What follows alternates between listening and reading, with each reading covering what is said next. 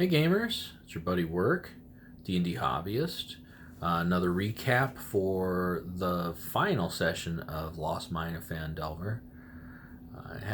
It's been a few weeks since our last session, so I just wanted to touch back with you guys. I have changed a couple different things, including making a backdrop out of a original Forgotten Realms campaign setting. That's the map out of the box set. I think this is the second printing because it's super dark. The original that I had was much lighter. It was very pastel, but I think this actually makes a little bit better of a backdrop. It's very vibrant.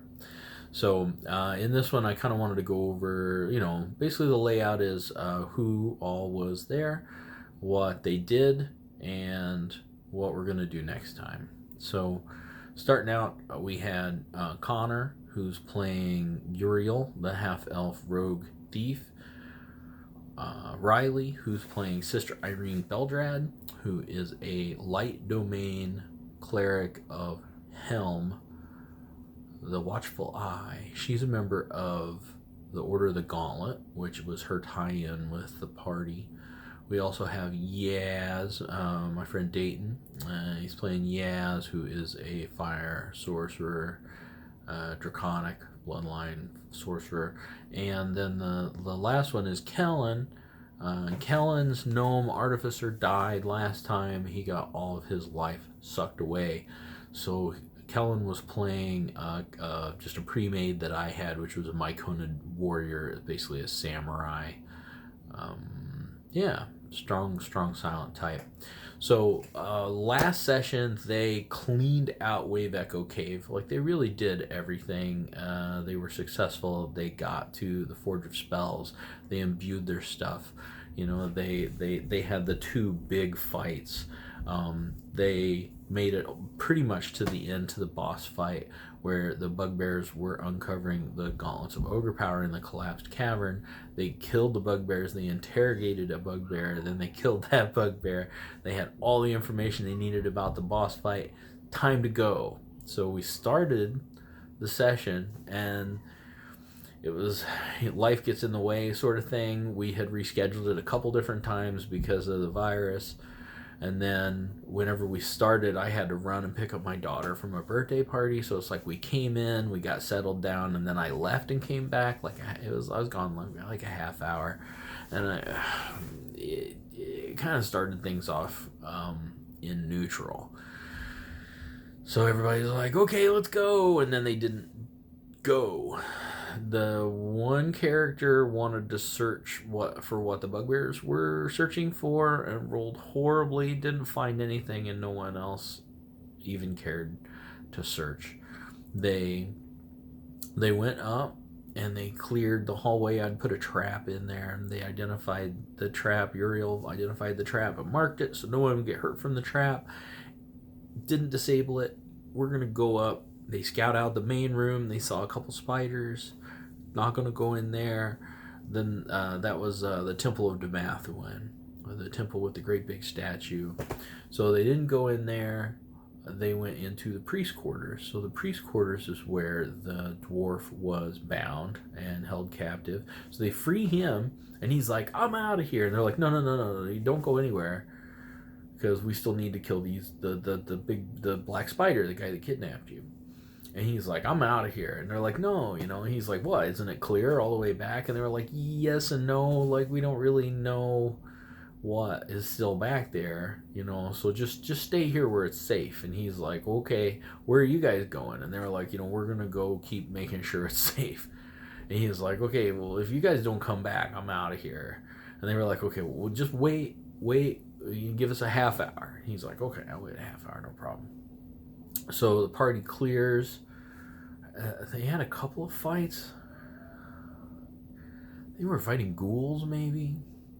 And they fought. So whenever they had first came in, they went up the west side and beelined it through, the fungus room, the poisonous fungus room, all the way up, and accomplished everything. And then the boss fight was over in the northeast. They didn't go in there, so then they kind of came back around down that east side basically all the way back to the entrance. And I was like, what are you guys, what's your goal here? And they didn't really have one. They basically didn't want to have the boss fight.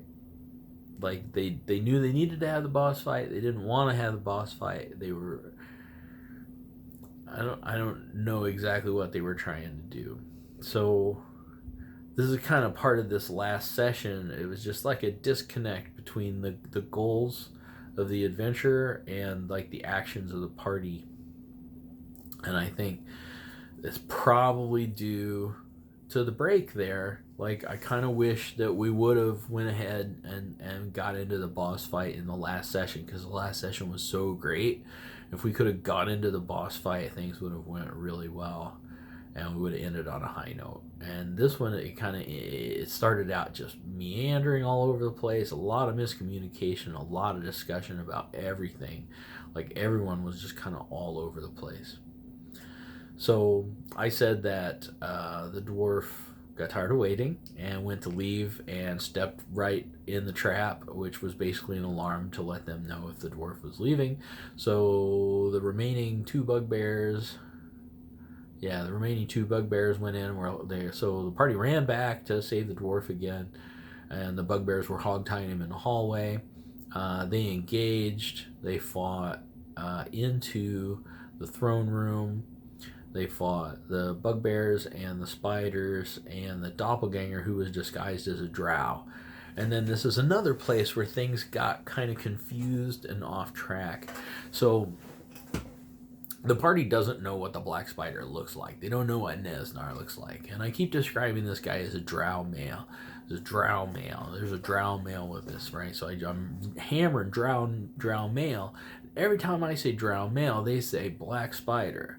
And I said, no, there's giant spiders in there, but this is the drow male. And they were like, right, the black spider. And I'm like, he just looks like a drow male. So like I didn't want to say, you don't know what the black spider looks like. This guy is not the black spider. I wanted to, like, in my head, I'm like, this guy's not the black spider, but that's kind of the whole deception of it, right? That's the whole thing, is that I don't want to give it away, but they're focused on the wrong guy. So I said the black spider was spider climbed. He was hanging up on the ceiling, and so he kept throwing web. So they were in webs. They did really well on the rolls versus webs. It was news to me that the spiders do not actually cast web. It's not like the spell effect of a web spell. It is like a web projectile that they basically throw at people, and they were not scoring effectively against the party. So the spiders were really not effective at all. I was very concerned going into this that everyone was going to get webbed and ganked. And I kind of built it up in my head that I had to be careful because people were going to get webbed and ganked. And they got webbed maybe once. I had one person get stuck in web once.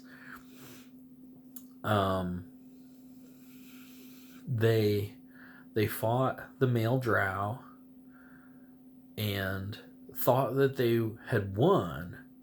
And I kept giving people perception rolls to see if the guy was on the ceiling and to tell where he was shooting from. At one point, somebody got blasted by a freezing ray. I think it's freezing ray or whatever it was. From it's a ray coming down, and I described it to the party. I was like, you get hit by this ray. It kind of comes out of the roof of the shrine, and everybody's like, whoa, that came out of the roof? What's going on? Who's up there? And then nobody ever looked. No further questions. Like, it was just kind of odd. So I felt like I wasn't describing things correctly, or I wasn't. It was like I couldn't correct things enough, and in trying to correct them at all, I was giving things away. So it just didn't. It was easy the boss fight was relatively easy. They kind of walked right through it. I thought it was going to be a much more difficult thing than it was, and I mean, it took a little while, but otherwise, I mean, the Nesner, I had him up in the roof, and then he kind of came down and was hiding, and he was invisible at one point, and like I had him doing things, but he's only level 5. Like, he really loses in the action economy. You know, even with the staff, he really lost in the action economy, especially once all of his cohorts or most of his cohorts were dead. I think there was one spider left whenever I had him basically trying to flee. Whenever they first encountered the male drow, I had the male drow, you know, he had a speech prepared, you know, finally I get to meet the adventurers that have been, you know, such a pain, you know, and opposed me and blah blah blah and all of this, and he had like a speech, and they had stopped fighting. So they were initially fighting, and they stopped fighting and had a little bit of a conversation with him, but it just wasn't, nothing gelled on this session. So it was really something. So they finished, they killed him and went back to town. When they got back to town, they were like, where do we put this guy? Yeah, because they captured him. They just did non-lethal damage. They captured the Black Spider and pulled him back to Phandalin. So they were like, where do we put this guy? Is there anywhere we can keep this guy? And, you know, the town master's like, yeah, I have cell, you know, fortified cell in my manor. You know, we can keep him there. Sildar's like, yeah, you know, I'll stand guard personally. And we're like, great, you know. As soon as they did that, the entire party was like, no, oh no, we just screwed up. But he's going to get away. But it was like their first thought. Like, they knew he was going to get away. And it was really, like, I felt railroady. I felt like disappointed that they already knew what was going to happen, but then at the same time they didn't try to prevent it. So like they had these instincts that he was going to get away, but then they felt like that's what I wanted to have happen. It was a weird session. It was a weird session compared to a lot of the other sessions that we've had. So obviously Zinarum, you know, they poisoned Sildar and stole the Black Spider and took him to be interrogated, you know, which was going to happen if you bring him in. But the next session is going to be the beginning of Drums in the Marsh, and I've been excited about Drums in the Marsh, and at this point we have put off the game. It's going to be, you know, 6 or 7 weeks before we play. And I'm very concerned because, like, everybody wants a new character except for Connor. Like, everybody wants to switch characters because they know we're going to do Drums in the Marsh and then hopefully go into Tomb of Annihilation. Which is great. You know, I play whatever character you want. But it seems like a couple people are really distracted. They're not really responding to me in Discord about their character. Like, they just straight say, I don't have time to work on this. Like I said, Connor's interested. I've been working with Dayton a bit. Dayton has high concept characters that he wants to play that don't really fit a group dynamic. Part of this, whenever we first started, you know, I didn't come right out and say no evil characters, blah blah blah. That's kind of my rule of thumb: is no evil characters, no rolling dice against party members. You know, you role play your way out of it, like storytell your way out of it. Don't roll dice against, you know, if you're rolling dice, you're basically causing trouble. So what I told every player before we started was you know, to have a good guy, not good in alignment, but like good, like helpful and cooperative, like a guy that wants to help out, like a guy that wants to solve problems, and be part of a team, a guy that wants to go on adventures. You know, I don't want to drag you kicking and screaming. I have 2 kids in elementary. I drag kicking and screaming way too often. I want people that are gung ho to help. People that whenever they see stuff going on are going to jump into it. Um, so that part of the game will kind of take care of itself, especially since we're doing published adventures. If we weren't doing published adventures and we were just freestyle, then yeah, whatever.